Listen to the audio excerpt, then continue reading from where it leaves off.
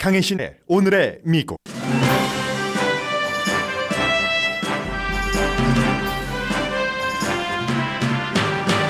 중형은행과 작은은행의 예금주를 필요하면 정부가 보장할 준비가 됐다고 자넷 옐런 재무장관이 오늘 아침 밝혔습니다. 재정 파탄을 막기 위한 정부 방침이고 재무장관은 은행 사태는 안정돼가고 있다고 말했습니다. 망해버린 실리콘밸리 뱅크를 퍼스트 시티 뱅크가 인수하겠다고 밝혔습니다. 스쿨버스 기사가 작업을 시작하는 새벽 4시 30분 LA 통합교육구 노조 파업이 시작됐습니다. 교사 노조의 파업이 아니지만 교사들도 파업에 동참하고 수업은 없으며 교육구는 임시 차일드 케어와 학생들의 식사를 배포하는 프로그램을 시작하고 있습니다. 시장과 주지사는 아직 노사 협상에 개입하지 않고 있습니다. 트럼프 전 대통령의 기소 가능성은 찻잔 속 폭풍입니다. 본인이 기소되면 시위하라고 촉구한 뒤 많은 공화당 정치인들이 기소 여부 자체를 비난하지만 사려 깊은 정치인들은 당을 초월해서 의사당 폭동과 비슷한 일이 일어날 것을 두려워하고 대비할 것을 촉구합니다. 트럼프 전 대통령이 자신이 체포될 것이라고 예측한 이후 그의 소셜미디어 모 회사를 인수하려는 회사의 주가가 급등했습니다. 네바다와 텍사스주의 두 군데가 역사 유적지로 지정됐습니다. 참전 용사와 원주민을 기리는 유적지입니다. 지난주 발표된 인공지능 GPT-4는 이전 버전보다 잘못된 정보를 더 많이, 더 진짜처럼 더 자주 드러낸다는 평가가 나왔습니다. 국빈 방문으로 푸틴 대통령과 정상회담을 한 시진핑 대통령은 공개적으로는 웃지만 5시간 동안 두 사람의 비공개 미팅에서 어떤 합의를 봤는지는 알 수 없습니다. 기시다 후미오 일본 총리는 시진핑 중국 국가주석의 러시아 방문에 맞춰 사흘 동안 우크라이나 방문을 시작했습니다. 중국과 일본이 라이벌 국가의 수도를 같은 이슈로 동시에 방문하고 있는데 일본 총리가 예고 없이 외국 방문을 한 것 자체도 무척 드문 일입니다. 여러분 안녕하십니까? 오늘의 미국 강혜신입니다. 오늘 미국이 뉴욕도 그렇고 로스앤젤레스도 그렇고 뉴스가 무척 많습니다. 지금 뉴욕에서는 이 트럼프 전 대통령을 기소를 결정을 하고 그를 체포를 하느냐, 트럼프 전 대통령이 순순히 체포를 당하느냐, 그렇지 않느냐에 따라서 여러 가지가 있고 트럼프 전 대통령 기소 쪽으로 이제 거의 확정되긴 했는데 오늘 그 이전에 마지막 뉴욕에 대배심에 출석을 하는 증인이 있습니다. 그래서 이제 뉴욕 쪽에서는 전부 그쪽으로 포커스를 두고 있고 로스앤젤레스 쪽에서는 버스 기사가 처음에 LA 통합교육구 소속 스쿨버스 기사가 일을 하는 시간이 4시 30분입니다. 그래서 4시 30분부터 이 스태프들의 파업이 시작이 됐고 그에 따른 여러 가지 잠시 뒤에 전해드리겠습니다. 저는 오늘 뉴욕과 로스앤젤레스 전국적으로 공통적인 이슈인 은행 문제부터 좀 말씀을 드리겠습니다. 워싱턴 DC에 있는 그 본사가 있는 미국의 은행가 협회에서 미국 재무장관이 오늘 연설을 했습니다. 크게 두 가지를 얘기를 했는데 하나는 중형은행과 소형은행의 예금도 필요하다면 실리콘밸리 뱅크, 시그니처 뱅크의 그 예금주들과 똑같이 25만 달러 이상까지도 정부가 커버를 할 준비가 돼 있다. 이렇게 발표를 했습니다. 그 이후에 시행령에 관해서는 얘기하지 않았지만 지금 연방 예금보험공사가 커버하고 있는 돈이 25만 달러고 그렇기 때문에 많은 한인분들도 내가 은행에 25만 달러 이상 있는데 이걸 은행을 분산을 해야지 돼. 요즘 너무 어선하시잖아요. 그 부분에 대해서 일단은 주말에 이제 바이든 대통령이 25만 달러 이상을 할 수 있다 하는 안을 내놓은 이후에 그가 선택한 장관인 재무장관이 그렇다. 지금 25만 달러 이상 연방 정부는 준비가 돼 있다 하는 것을 얘기를 했고요. 두 번째는 지금 은행권이 안정돼 가고 있다. 그러나 이제 그 말을 전부 믿을 수는 없는 거고요. 지금의 미국의 재무장관의 위치는 마치 외교관이 말하는 것과 마찬가지다라고 생각을 한 자락 깔아두고 들으시는 게 좋습니다. 왜냐하면 사람들을 안정시켜야 되기 때문에 아주 뭐 과격한 말이라든가 아주 너무너무 확실한 말이라든가 또 피하면서 좀 두루뭉실하게 하는 게 지금 재무장관의 발언입니다. 끝이 보인다. 상황이 안정되고 있다. 그리고 정부가 개입을 하겠다. 재무장관으로서 은행가 협회에서 한 얘기잖아요. 그러니까 작은 규모, 큰 규모의 은행가들도 안심을 시키고 예금주도 안심시키고 그러니까 여러분 25만 달러 이상 이 은행에 입금을 하셨다고 해서 인출 안 하셔도 됩니다. 그 얘기를 지금 하는 겁니다. 재무장관이. 그렇게 될 경우 미국이 굉장히 혼란스러워질 수 있기 때문에 예방 차원에서 은행이 망하면 예금보험공사가 보장하는 25만 달러 이상이어도 정부가 보장할 준비가 되어 있습니다. is ready라고 굉장히 여러 번 얘기를 했습니다. 그 증거도 얘기를 했어요. 그 증거로서 연방정부가 뭘 어떻게 하겠어? 어떻게 하겠어? 라고 얘기를 하는데 아주 큰 돈은 아니지만 지난주에 연방준비제도가 새로운 라인 오브 크레딧을 라인을 열었잖아요. 30억 달러. 뭐 그 가운데서 뭐 이미 반 정도는 쓰여졌고요. 해서 지난주에 의회에서 얘기한 것과 다릅니다. 뭐가 다르냐면 두 가지 이슈. 지금 안정돼 가고 있다. 끝이 보인다. 은행 사태. 이것은 이제 그 재무장관이 하는 말이라고 해도 첫 번째 작은 은행과 중간 은행의 예금주들도 25만 달러 이상 했을 때 25만 달러 그 이상의 돈까지도 정부가 다 커버를 해주겠다 하는 이 얘기는 지난주에 의회에서 한 얘기와는 다릅니다. 지난주 의회에서는 too big to fail. 정말 너무 큰 은행. 그런 은행만을 보호를 하겠다라고 얘기한 거고 그건 이제 원칙을 얘기를 한 거죠. 재무장관이 큰 은행만이 예쁘다 하는 뜻이 아니라 원래 연방예금공사 FDIC라는 것이 25만 달러까지만 커버를 하고 큰 은행은 자산이 3조 달러, 2조 달러 이렇게 되는데 거기서 뭔가가 망했을 때 어떻게 연방예금공사가 돈을 그만큼 갖고 있지 않습니다. 평소에 은행이 예금을 드는 그 보험금을 드는 것이기 때문에 그러니까 당연히 그런 경우는 정부가 맡아서 하죠. 지금까지 그래왔고 그 원래의 기본 얘기를 한 것이고 그 이후에 실리콘밸리와 시그니처 뱅크 때 모든 것을 다 해줬습니다. 예금주들을 손에 하나도 보지 않도록 앞으로도 그렇게 하겠다는 겁니다. 그래서 오늘 제가 외교관 같다라고 생각을 한 것은 지난주에 그렇게 얘기를 해놓고 오늘은 이렇게 얘기를 했거든요. 은행가 협회에서 큰 은행도 정말 중요하다. 그 미국의 경제 전반, 경제에 너무나 중요한 영향을 미치는데 그러나 작거나 중용 은행도 중요하다. 가족과 스몰 비즈니스에 전부 중요하기 때문에 해야지 된다라고 얘기를 하면서 또 하나는 은행이 크레딧의 문제가 아니다. 이번에는 그렇게 얘기를 하면서 이자율이 변동됐을 때 그 은행이 어떻게 대처할 수 있는지에 대해서도 스트레스 테스트를 받아야지 된다. 그 같은 스트레스 테스트가 있어야지 된다라고 얘기를 합니다. 현재의 규제도 다시 생각을 해야지 된다는 거고요. 이건 뭐냐면은 지금 이제 실리콘밸리 뱅크가 있었고 뉴욕의 시그니처 뱅크가 있었고 그리고 이제 스위스의 그 크레딧 스위스가 있었습니다. 그것 해결됐고 누군가가 산다고 했고 시그니처 뱅크도 커뮤니티 뱅크가 산다고 했으니까 일단 해결됐고 실리콘밸리 뱅크도 지금 누군가가 지금 입찰을 하고 있습니다.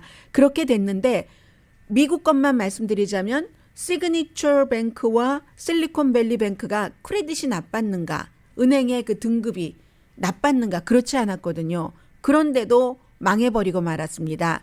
그렇기 때문에 이자율 변동이 있었을 때 은행이 갖고 있는 자산을 안전하게 투자를 해서 나중에 예금주가 한꺼번에 찾을 때도 충분히 할 수 있는가 그 이자율에 대한 테스트를 해야지 된다. 지금 자넷 옐런 재무장관은 그 얘기를 하고 있는 거고요.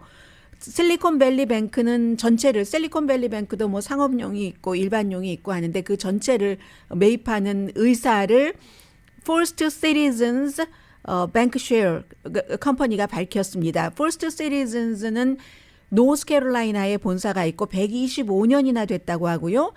퍼스트 시리즌 로고 보니까 많이 본 것 같은데 20개 주에서 은행 영업을 하고 있습니다. 상업용 은행이고 30번째 규모이거든요. 그게 이제 자산은 1,090억 달러 정도 되고 일요일에 어퍼했다고 블룸버그가 제일 먼저 보도를 했는데 값 같은 건 아직 나오지 않고 있고 이 실리콘밸리뱅크 이번에 문제를 제일 처음 일으킨 그 은행을 사겠다는 의사 자체도 이 퍼스트 시리즌 뱅크는 아직 공식적으로 얘기하진 않았습니다. 뭐 여러 군데서 입찰을 하겠죠. 입찰 자체는 이번 주 수요일이면 내일이네요. 내일 마감을 하고 뭐 제일 많이 돈 낸다는 쪽으로 보내고 지금까지는 이제 FDIC 그 예금 보험공사가 관리하던 것을 이제 그쪽으로 넘겨주겠죠. 이렇게 이번 은행 사태를 보면은 이건 약간 그 큰 줄기와는 좀 다른 문제이긴 한데 실리콘밸리뱅크가 미국의 규모 한 16위였습니다. 2천억 달러 정도 자산이었잖아요. 망하기 직전에. 그리고 망해버린 시그니처 뱅크도 역시 뭐 비슷하게 그러나 약간 실리콘밸리뱅크보다 작은 그런데요. 이 실리콘밸리뱅크를 인수하겠다고 하는 퍼스트 시리즌이 실리콘밸리뱅크의 자산의 반 정도밖에 안 됩니다. 시그니처 뱅크도 마찬가지였어요. 뉴욕 커뮤니티 뱅크가 다시 인수를 하잖아요. 그 망해버린 시그니처 뱅크보다 훨씬 자산 규모가 작은 이런 은행들이 이런 일들도 있을 수가 있구나 그런 것들이고요.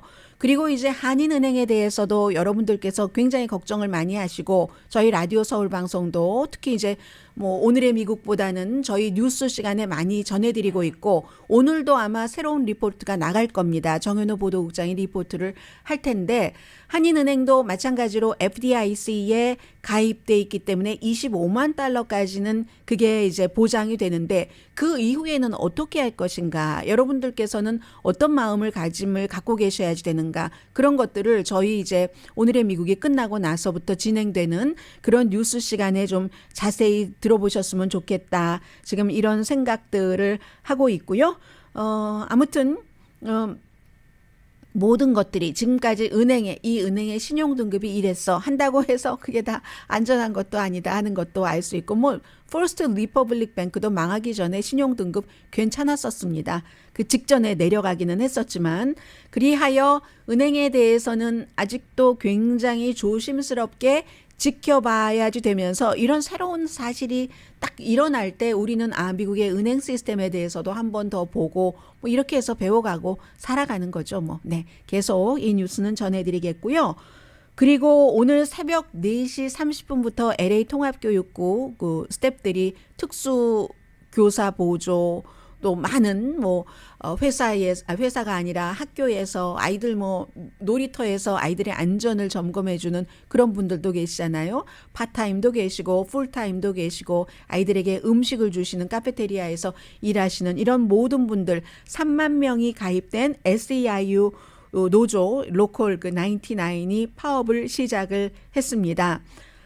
경비, 관리인 전부 다 했는데 왜 학생들이 뭐 LA 타임스 같은 경우도 뭐 42만 명이라고 했다가 50만 명이라고 했다가 워싱턴 포스트는 이 뉴스를 보도하면서 60만 명이라고 했다가 전체적으로 왜 학생 숫자가 이렇게 다른지 모르겠어요. 아무튼 최저 42만 명에서 최고 60만 명의 학생이 오늘 당장 피해죠. 일종의 피해를 보게 됐고 한마디로 파업을 하는 이유는 노조에서는 4년 동안 봉급을 30%를 올려라. 그리고 이제 다른 조건도 있지만 크게 그리하여 현재 대부분은 아니고 팔타임도 많은데 우리가 가장 중요한 일을 한다 하면서 어쩜 이렇게 봉급은 조금 주느냐. 1년에 2만 5천 달러를 버는데 이걸 30% 올려야 3만 6천 달러가 된다. 이 비싼 집값, 식료품 값을 캘리포니아주에서 내고 최저로 살 수 있도록 그 정도를 해라 하는 거고 교육부 측에서는 한 23% 정도 5년에 노조는 4년에 30% 올려라. 교육부는 5년에 23% 올린다. 그리고 무슨 뭐 캐시 보너스 3% 정도는 주고 헬스케어 같은 것도 확대를 하고 하는데 교육부도 할 말이 있는 거죠. 지금 학생들 숫자는 줄어들고 몇십 년 전에 70만 명 넘었는데 지금 40만 명밖에 안 된다. 학생 숫자가 줄어드는 것은 그만큼 이 교육부가 돈을 받는 게 학생 한 명당 주정부의 보조금이 있잖아요. 그게 줄어든다는 것이기 때문에 우리가 이게 예산표를 보지 않고 무조건 올릴 수 없다는 아무튼 내용은 그렇습니다. 파업 중에도 역시 협상은 하겠죠. 지금 사흘 파업을 예상하고 있는데 사흘 파업이 하루로 이틀로 사흘로 끝날지 연장이 될지는 지금으로서는 아무도 알 수 없습니다. 킨더가든부터 고등학교까지 1000군데 학교가 넘고요.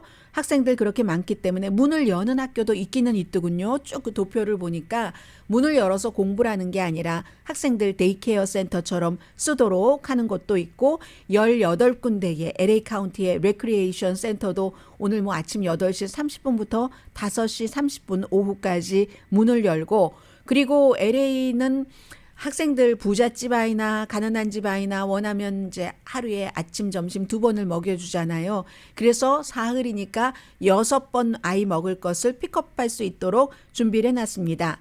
교사는 교사와 뭐 양호교사도 있고 사서도 있고 해서 그 노조도 35,000명 정도가 되는데 일반 오늘 파업을 하기로 한 그 노조에 속한 노조원들이 3만 명이고 합쳐서 65,000명이죠. 교사도 동조하면서 파업을 한다는 겁니다. 2019년도에 교사가 엿새 파업했었던 적 있죠. 그때 이제 뭐 에릭 가세리 시장이 며칠 전에 LA타임스가 사설에서 지적한 것처럼 그 파업을 풀었는데 아직까지는 오늘이 100일 되는 날입니까? 캐런 베스가 LA 시장이 여기에 개입하지 않습니다. 관여하지 않습니다. 왜 관여하지 않아? 원래는 사실은 LA 통합교육부 여러분들 교육위원 선출하시잖아요. 그렇기 때문에 시장이 권한이 없습니다. 다만 중재를 하려는 의도가 있을 때 중재를 해볼 수는 있겠죠. 그리고 주지사도 마찬가지입니다. 주정부도 LA 통합교육부의 학생 한 명당 1년에 뭐 몇천 달러 뭐 주정부의 그 예산에 맞게 지원을 하잖아요. 그런데도 두 사람 다 개입하지 않고 있습니다. 그리고 두 사람 다 민주당입니다. 노조는 민주당이 강하다는 것도 말씀드리고요. 어느 시점에 캐런 베스, 뭐 LA 시장과 게빈 뉴섬이 개입할지는 알 수 없지만 두 사람은 시장과 주지사는 계속 이 문제를 논의를 하고 있다고는 합니다. 그리고 그러면 교사들도 이번에는 간접적으로 파업에 동참을 하지만 교사들도 지금 협상이 안 되고 있어요. 교육부와 협상이 안 되고 있는데 교사들도 올려달라고 하는 게 이번 학기에 5%, 내년에 6%, 그리고 그 이후에 뭐 3% 합쳐서 교육부에서는 14%를 주겠다고 하는 겁니다. 교육부의 안이에요. 교사는 14%가 아니라 우리 20% 달라, 올려달라 이렇게 얘기하는 건데 캘리포니아주에 살고 계시는 분들은 요즘 이 교육계의 파업이 엄청 많다는 것을 느끼실 겁니다. 2019년도 LA 통합교육국 교사만 파업한 게 아니라 UC 계열 파업도 뭐 지난번에는 대학원생들이 대체적으로 주축이 돼서 한 6주일 동안 파업한 적도 있었습니다. 그래서 뭐 오클랜드라든가 샌프란시스코 저쪽 뭐 중가주 세크라멘토에서도 파업을 한 적이 있었고 지난 가을이었네요. UC에서는 48,000명, 거의 6주일, 그리고 대학원생들이 이제 교육계의 파업에 대해서 UCLA의 그 노조 그 센터장인 켄 웽 씨가 오늘 로스앤젤레스 타임즈와 인터뷰에서 이렇게 얘기를 했습니다. 뉴욕 타임즈와의 인터뷰네요. 지난 6년 사이에 교육계의 파업이 확대됐는데 너무 저임금이다. 가장 중요한 일을 한다고 하면서 그리고 또 다른 것은 뭐 인플레이션도 있고요. 그리고 같은 교육계에서 일해도 이 임금의 격차가 너무 심하다. 그리고 똑같은 교육을 받은 사람이 뭐 교사일 때도 마찬가지로 다른 직업의 사람보다 훨씬 적게 받고 교사가 아닌 사람들은 더 적게 받고 25,000달러를 받아서 캘리포니아주에서 어떻게 집세 내고 자동차 타면서 살 수가 있느냐. 그렇기 때문에 최근에 미국에서는 여론으로 보면은 노조를 그 지지하는 게 협상력이 좀 높아야지 이런 것들이 되지 않느냐 해서 노조를 지지하는 게 지난 50년 사이에 최고랍니다. 그런데 또 교육부 얘기를 들으면 아니 적자인데 어떻게 올려주느냐. 조금 있으면 적자가 될 텐데 딱 그 페이퍼에 나오는데 이런 얘기를 하니까 참 돈과 연관된 파업 이슈가 가장 해결하기 어려운 문제 가운데 하나라는 것을 우리가 또 확인하는 아침입니다.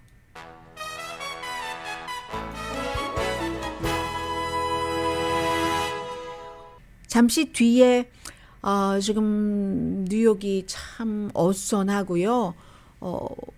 블라디미르 푸틴 러시아 대통령은 시진핑 중국 국가주석과 우리 정상회담 성공적이었습니다. 이런 얘기를 하는데 그건 이제 뒷부분에 조금 전해드리겠고 이건 이제 아시아의 국제 정세와도 연관이 돼 있고 꼭 한국 뉴스를 통해서만은 접하기 조금 힘든 그런 속뜻이 있기 때문에 그 부분은 좀 뒷부분에 제가 시간을 할애하려고 하고요.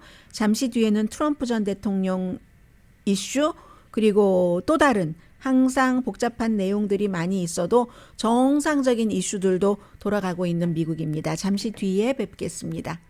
라디오 서울 방송 오늘의 미국 듣고 계십니다. 네, 지금 트럼프 전 대통령이 나오고 나서 미국이 잠재적인 폭력에 항상 그 대비를 해야지 되는 나라, 그런 나라가 됐습니다. 처음에 대통령이었었을 때는 인종차별적인 이런 문제가 있었고 KKK단에도 좋은 사람들이 있다 뭐 이런 발언 등등 그동안에 그 함부로 폭력을 저지르지 못했던 사람들이 폭력을 저지를 수도 있도록 그런 일들이 많이 있었고 의사당 폭동 사건이라는 것을 너무 깜짝 놀라면서 경험을 했고 그 이후에 지난 토요일에 내가 다음 주 화요일 오늘이에요. 근데 오늘은 아닐 것 같거든요. 그래서 오늘은 아닐 것으로 보입니다. 하기 때문에 내가 체포되면은 시위하세요. 전직 대통령이 이제 이 같은 소셜미디어에 메시지를 남겼기 때문에 전체적으로 지금 뭐 뉴욕의 경찰국은 말할 것도 없고 무척 그 폭력에 대해서 잠재적인 폭력에 대해서 시위와 함께 대비를 하는 나라가 됐습니다. 의사당 폭동 사건에도 사람들이 그냥 평화적인 시위한 게 아니잖아요. 전부 총도 가지고 칼도 가지고 몸에 총칼을 한두 개가 아니라 여러 개를 무슨 특수한 조끼를 입고 거기에 다 꽂고 간 그런 사람들이 많잖아요. 민주당은 두 가지로 걱정하죠. 하나는 이것이고 하나는 이제 그 많은 사람들이 지금 생각하고 있는 것처럼 이것이 트럼프 전 대통령 중심으로 공화당 정치인도 뭉치게 하고 그의 지지자도 뭉치게 한다 하는 것 때문에 걱정을 하고 있고 공화당은 공화당 나름대로 트럼프에게서 좀 떠나야지 되는데 이게 안 된단 말이야 하는 것. 하원은 어제 이 트럼프 전 대통령 기소를 준비하고 있는 그 엘빈 브래그 뉴욕 그 맨하탄 검사에게 편지를 보냈습니다. 여러 가지 뭐 기금 말씀드린 것처럼 이게 연방 수사 자금이었어? 뭐 이런 것들을 우리에게 답하라 하는 것. 트럼프 전 대통령만 지금 좋았죠. 너무너무. 트럼프 전 대통령이 이미 선거 캠페인을 시작을 한 사람이기 때문에 그 캠페인 모금에 이걸 활용을 하고 있습니다. 엄청 많이 어제 돈이 뭉쳤다고 돈이 뭉쳐요? 네, 돈이 뭉쳐서 들어갈 그럴 정도로 많이 그 모였다고 하고 일부에서는 공화당 전략가 가운데서 일부는 정치 역사상 최고의 연방 캠페인을 해준 거다. 뉴욕 그 뭐 검사가 이런 얘기를 하는 사람도 있지만 많은 공화당 전략가들은 또 그렇게 생각하는 것 같진 않아요. 공화당 정치인들은 지금 어쩔 수 없이 또 트럼프 전 대통령 옆에 모이는 사람도 있고 아니면 뭐 좀 애매하게 그 론 디센티스가 한마디 했던데 정말 성의 없는 한마디처럼 들리던데요. 그런 상황도 있을 테고 사려 깊은 정치인들을 보면은 캘리포니아주의 로버트 가르시아 하원 의원, 하원이 이제 감시위원회 소속입니다. 법무장관과 국토안보부 장관에게 필요한 조치를 취해달라고 공식적인 편지를 보냈습니다. 그럼 이건 뉴욕 경찰이 맨하탄 그 법원 앞에서 시위를 할 사람들을 대비해서 하는 것과는 또 다른 것이고 의사당도 지금 당연히 대비를 하고 있죠. 의사당 경관과도 달리 연방법무부와 연방국토안보부에서 조치를 취해야 된다. 트럼프 전 대통령의 언어는 너무 어둡다. 너무 어둡고 지금 이렇게 보면은 1월 6일 의사당 폭동 사건이 일어났을 때 사람들에게 나를 중심으로 뭉쳐라. 이렇게 얘기하는 것과 똑같은 패턴이라는 얘기입니다. 그리고 공화당은 말로는 폭력을 피하라고 얘기를 해요. 케빈 맥카티 하원 의장도. 그러나 이렇게 트럼프 전 대통령을 기소를 준비를 하는 맨하탄 검사를 조사를 하고 누구라도 검사가 기소할 때는 증거가 없이 기소하지 못합니다. 그것은 뭐 그 증거의 해석에 어느 정도의 차이가 있을 수는 있겠으나 그러나 검사도 자신의 그 검사라는 이름을 걸고 일을 하는 것이기 때문에 함부로 아무것도 없는데 깨끗한 사람을 기소하지 못합니다. 이 케이스요. 2006년도에 스토미 데니얼스라는 포르노 배우와 말하자면 잤다. 그것을 대통령에 당선돼야지 되니까 스토미 데니얼스가 내가 트럼프와 잤어요. 이런 말을 하지 못하도록 돈을 13만 달러를 줬는데 당신은 선거철이었고 본인이 직접 주지 않고 본인의 아주 허드렛 일, 더러운 일을 많이 처리해준 마이클 코엔이라는 변호사를 통해서 줬고 나중에 그걸 변제했다. 그런데 그 돈이 트럼프 재단, 트럼프 회사에서 나갔기 때문에 그걸 그렇게 변제했다고 나가진 않았잖아요. 그 이중 범죄를 덮기 위해서 또 다른 범죄 장부를 처리하는 이런 이중 걸 했다 하는데 검사가 힘든 게 이 부분입니다. 장부 처리만 그렇게 잘못했다 하는 경우는 대체적으로 경범으로 끝날 경우가 많거든요. 이게 연방선거법 위반과 연결이 돼야지 되는 그런 부분을 이제 증명하기가 서류를 뭐 좀 잘 준비를 했겠습니까? 수십 년 동안을 수천 건의 케이스의 소송을 다 지고 이기고 해봤던 트럼프 전 대통령인데 그래서 이제 그런 부분이 있기 때문에 트럼프 전 대통령이 거기에 대해서 깨끗하다고 생각하는 사람은 없는 것 같아요. 그런데 트럼프 전 대통령과 정서가 맞는 사람들도 많지 않겠어요? 뭐 돈 많은 남자가 여자를 좀 사서 했건을 뭐 어때 이렇게 생각하는 사람들도 있을 테고 여자가 좋다니까 했지 나아가서 그런 사람들도 있을 테고 물론 이 경우는 뭐 강간 이런 케이스는 아니니까 그렇게 많은 생각을 할 수도 있지만 지금 우리가 일반 저작거리에 그냥 너와 나 친구를 얘기를 하는 게 아니잖아요. 이제 가장 국가에서 근엄한 위치에도 있어야지 되고 국가의 품위도 나타내야지 되는 대통령이라는 사람을 얘기를 하는 거기 때문에 그게 이제 기준, 그 잣대가 달라지는 그 부분인데 그래서 트럼프가 그 여자랑 그렇고 그랬을 거야 까지는 사람들이 인정을 한다는 거예요. 그리고 그 다음부터는 트럼프를 지지하는 사람들은 맹신도이기 때문에 요즘 넷플릭스에서 엄청나게 유명한 그런 그 광신도들의 그런 넷플릭스 다큐멘터리 있잖아요. 비슷합니다. 비슷하기 때문에 그 다음은 그건 너무나 분명한 사실 같아 보이니까 그렇지만 그래서 그게 어떻다고 이렇게 가는 겁니다. 그 어떻다고의 많은 사람들은 일반인이 아니잖아 라는 것을 하는 것이고 공화당이 그래서 폭력을 피하라고는 말하지만 폭력을 조장하는 트럼프 전 대통령을 비난하지는 않습니다. 아무도 어느 한 명도 전 대통령이 어떻게 소셜미디어에 내가 체포되면은 시위하시오, 프로테스트 이렇게 조장을 할 수가 있는가라고 아무도 공화당에서 그 점을 지적하는 사람은 없습니다. 그러니까 애매하게 의사당 경찰이 폭풍 만일에 있을지도 모르는 잠재적인 거기에 대비해야지 되고 뉴욕 경찰도 지금 얼마나 비상사태겠습니까? 그런 일이고요. 내일은 이제 대배심이 다시 시작을 하니까 오늘은 아닐 것 같고 아무튼 그렇습니다. 그리고 게다 대고 여기에 공화당에 상원의 미치 매코넬 공화당 원내대표가 지금 휴직 중이잖아요. 호텔에서 뭐 행사 치르고 개인적으로 밥 먹다가 뇌진탕 걸려서 병원에서 재활센터로 옮겼고 지금 그 이후에 의회에 나타나지 않고 있습니다. 가장 어른이라고 할 수 있잖아요. 공화당은 지금 이런 때에 론 디센티스 플로리다 주지사는 아주 성의 없는 발언을 했습니다. 소문이 소용돌이 치고 있는데 그걸 실제를 내가 알 수 없기 때문에 어떻게 해야지 될지 모르겠다. 이게 트럼프에 대한 얘기입니다. 그리고 이제 맨하탄 검사는 소로스의 돈을 받는 사람이다. 이 맨하탄 브래그 검사의 당선을 지지한 유색인종을 지지하는 그런 그 정치 단체입니다. Color of Change PAC. 유색인종을 지지하는 그 단체에 조지 소로스가 기부를 했고 그러면 그 단체가 바로 유색인종 아프리칸 아메리칸인 브래그 이 맨하탄에서 처음으로 아프리칸 아메리칸으로서 검사가 된 이 사람을 그 슈퍼팩에서 지원을 했거든요. 그래서 이제 이렇게 얘기를 하는 건데 지금 가장 결단을 내려야지 될 사람은 결단 내릴 준비를 해야지 될 사람은 론 디센티스죠. 트럼프 전 대통령이 순순히 체포되지 않는다면 플로리다에서 그러면 론 디센티스가 와서 체포하시오 하고 그 체포영장 발부를 허가를 해줘야지 되고 그러면 트럼프 전 대통령을 지지하는 광 신도들이 정말 광적으로 화를 낼 테니까 론 디센티스가 제일 힘들 것 같습니다. 그 사이에도 아직은 발표하지 않았습니다. 백악관에서는 하드한 이슈, 소프트한 이슈, 그리고 전형적인 이슈를 동시에 하루에 스케줄이 많습니다. 대통령이. 오늘은 어떤 스케줄이 있냐면요. 네바다주와 텍사스주의 두 군데가 굉장히 커요.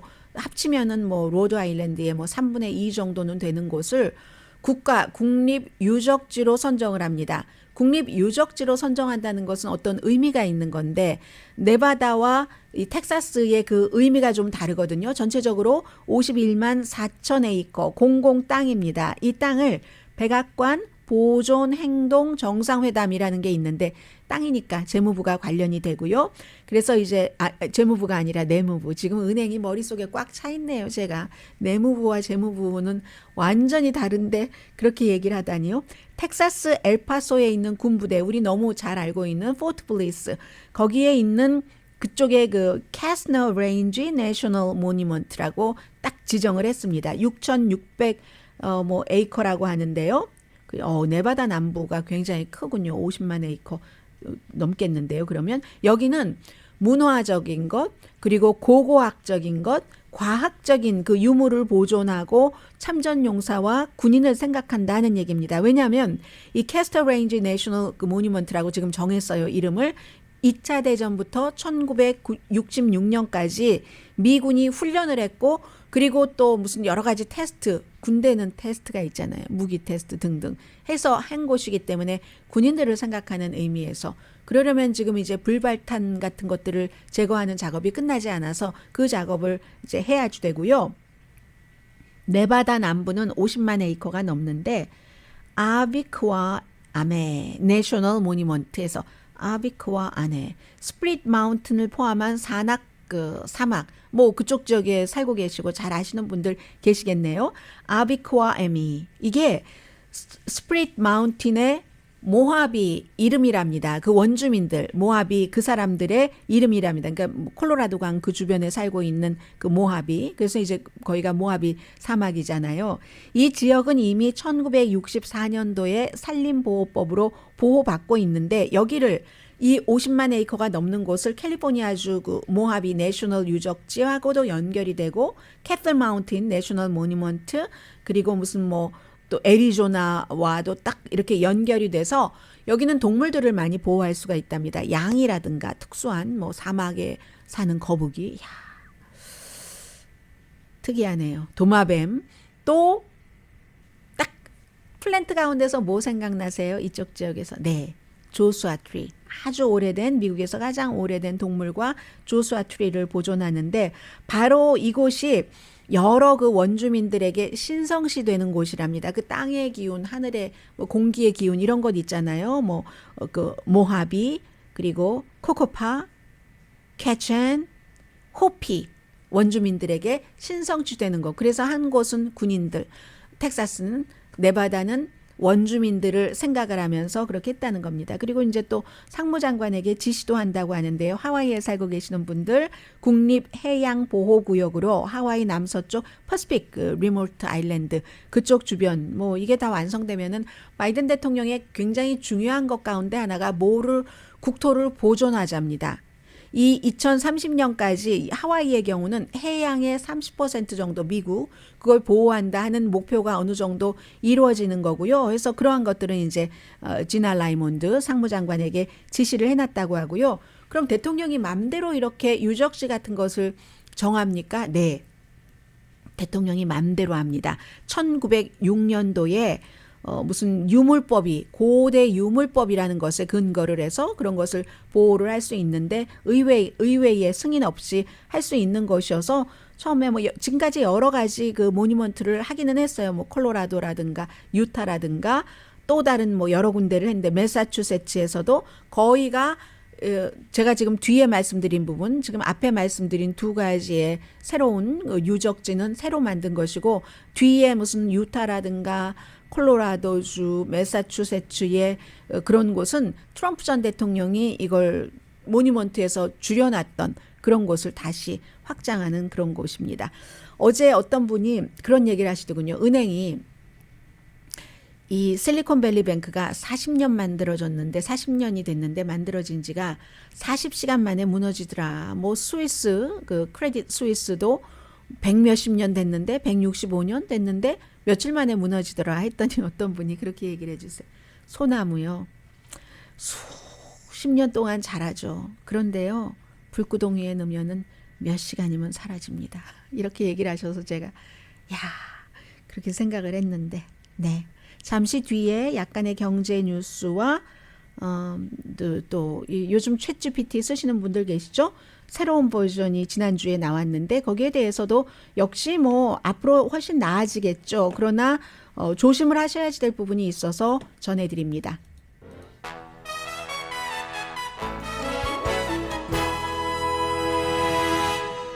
라디오 서울 방송 오늘의 미국 듣고 계십니다. 네, 지금 연방준비제도는 오늘 내일 이틀 동안 공개시장위원회 열고 그리고 내일 이제 이자율 여부를 발표를 하는데 인플레이션이냐 은행권 안정이냐 이 두 가지 중에서 하나를 선택을 해야지 됩니다. 그래서 연방준비제도 의장이 그 공개시장위원회 회의를 주재하기 전에 재무장관이 먼저 은행과 협회에 여러 가지 안심하는 얘기를 했잖아요.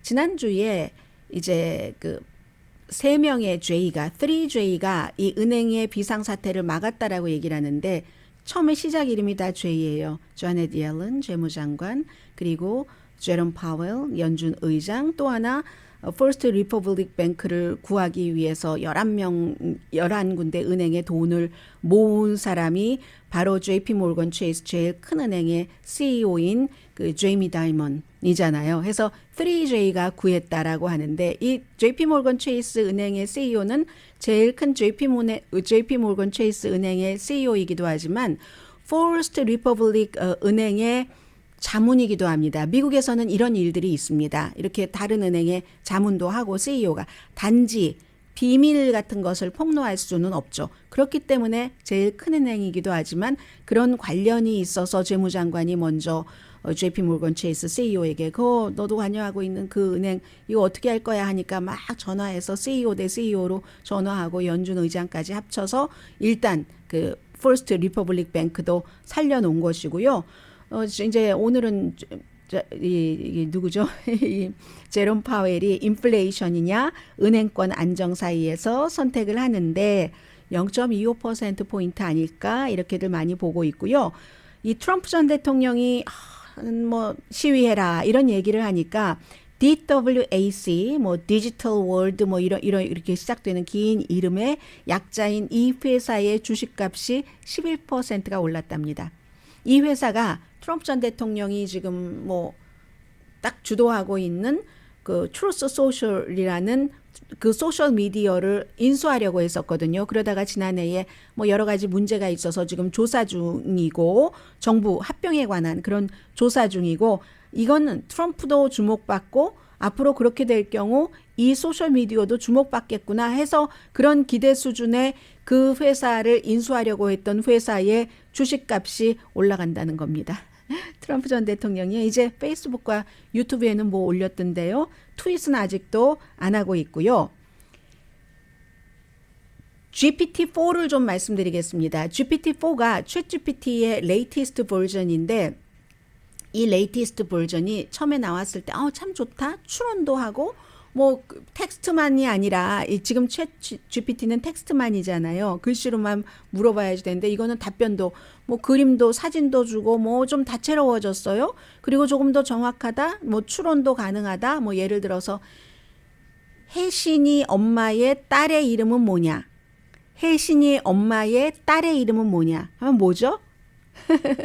혜신이 아닌가요? 이런 식으로. 근데 챗GPT에서는 그걸 추론을 못했다고 하거든요. 거기까지 갔다고 하는데 오늘 나온 거 보니까 뉴스가드라고 저널리스트들에 의해서 뉴스와 정보 사이트를 평가하는 그런 이제 일을 하는 곳입니다.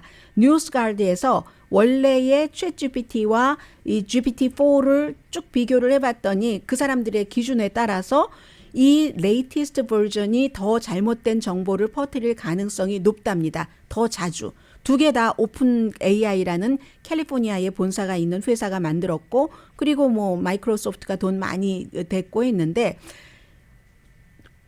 실제의 답을 내놓을 가능성이 더 많아졌다. 40%. 이건 회사 측에서 하는 얘기인데 더 눈에 띄는 거짓 내러티브를 많이 한다는 겁니다. 뉴스에 대해서 뭐 텔레비전 스크립에 대해서 건강에 관해서 음모론에 관해서 예를 들어서 샌디욱 초등학교 사건, 총격 사건 또 무슨 면역 같은 이런 그 모든 음모론과 이런 코비드 백신에 관해서도 더 세련되게 거짓말을 더 세련되게 하니까 진짜처럼 보인다는 거예요. 그래서 아주 위험이 많다. 이미 거짓말로 공공연하게 확인된 문제만 갖고 이제 대입을 해봤습니다. 진짜처럼 보이는 기술이 너무 정교해져서 악용하기 어렵다.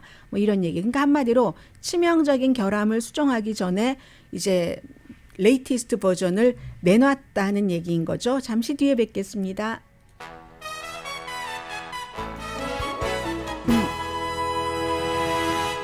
라디오 서울 방송 오늘의 미국 듣고 계십니다. 네, 그 시진핑 중국 국가주석의 러시아 방문은 잘 알려졌었고, 그리고 일본의 기시다 후미오 총리의 우크라이나 방문은 도착하기 직전에 발표를 했습니다. 당연히 이제 안전 때문에 그런 일이 있었는데 사흘 동안 모스크바에서 아주 그 예전의 궁전에서 시진핑 국가주석은 푸틴의 아주 대단한 대접을 받고 웃으면서 악수도 하고 my friend 공개적으로는 그렇게 부르면서 7코스의 요리도 먹었는데 비공개에서는 5시간 두 사람이 함께 있었답니다. 거기서 무슨 말을 했는지는 알 수가 없는데 당연히 러시아로서는 우크라이나 침공에 무기를 지원해달라. 지금 나토 사무총장이 러시아가 살상무기 지원을 요청을 했다 하는 것을 밝히고 있는데, 그리고 이제 이전에 서로의 매체에 푸틴은 중국에, 시진핑은 러시아에 우리는 파트너다, 강한 동맹국이다 이런 어피니언도 실었고요. 그런데 누가 위이겠습니까? 러시아가 우크라이나를 침공한 이후에 중국이 그 러시아의 수입과 수출에서 30%를 차지합니다. 단 한 국가가 30%를. 그에 비해서 중국은요? 3%입니다. 여기에 무슨 칩 같은 것도 중국이 러시아에 전부 주고 있고요. 누가 굽실거리겠습니까? 그리고 시진핑 중국 국가주석이 아주 덩치도 크고 하니까 딱 대비해서 봤었을 때 이번에 러시아가 너무 작게 보이는 것이 사실입니다. 정치인은 참 보이는 것도 중요해요. 물론 몸집 이런 건 타고났으니까 그렇다 할지라도 여러 가지 태도 같은 것도 마찬가지고요. 중국은 경제적으로도 필요하고 미국을 견제하는데 러시아라는 곳이 있으면 좋으니까 그만한 동맹이 없고, 그렇지만 유럽의 눈치를 봐야지 되니까 조심해야지 되는 아주 애매한 위치에 있는 겁니다. 그러니까 이런 상태에서 우리가 평화 중재자야 하면서 젤렌스키 대통령에게 전화를 한들 누가 시진핑이 아무리 현재로서는 러시아 모스크바 쪽에 기울었다고 믿지 않는 사람이 어디 있겠습니까? 그리고 전략적인 외국 방문인 거죠. 시진핑이나 기시다 후미오 총리나 기시다 후미오 총리야 가서 무슨 얘기를 했겠습니까? 지원을 한다. 우크라이나 사람들 용기 이런 것에 정말 대단하다. 이렇게 했는데 사실은 기시다 후미오 총리의 경우는 자민당이 그전에 계속 방문하라고 압박을 많이 했고요. G7 국가 가운데서는 유일하게 일본만이 그 최고 지도자가 우크라이나를 방문하지 않았습니다. 미국도 갔으니까는요. 그리고 이번에는 2차 대전 이후에 일본이 분쟁 지역 국가를 방문한 것은 이번이 처음이고 워싱턴이 좋아하겠죠. 보여주는 겁니다. 이게 바로 이제 중국이 이걸 성공을 하면은 러시아의 우크라이나 침공이 성공하면 대만은 어떻게 되는가 이런 문제가 있기 때문에 완전히 입장을 정리할 수밖에 없고 그러면서도 일본도 중국과도 협상해야 될 부분이 있으니까 지난달에 그 4년 만에 처음으로 어떠한 군사적인 그런 그 협정 같은 것, 안보 회의 같은 것은 했잖아요. 아주 두 나라 다 묘하죠. 이참에도 로스앤젤레스 타임스 보니까 한인 식당 소개됐던데요. 강혜신이었습니다.